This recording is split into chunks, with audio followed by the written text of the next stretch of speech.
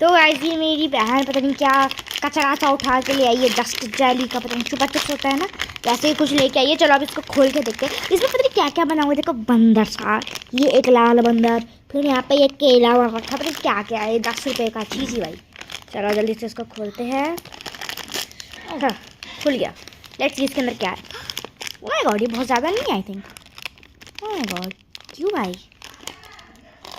देखो कितना क्यूट लग रहा है ये। तो मैं ही टेस्ट ट्राई करती हूँ। बहुत टेस्टी है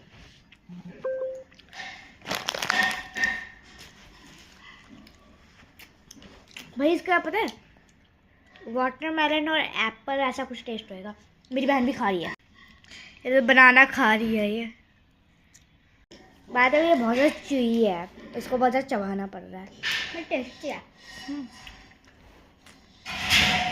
टेढ़ा सा मुंह मत बना।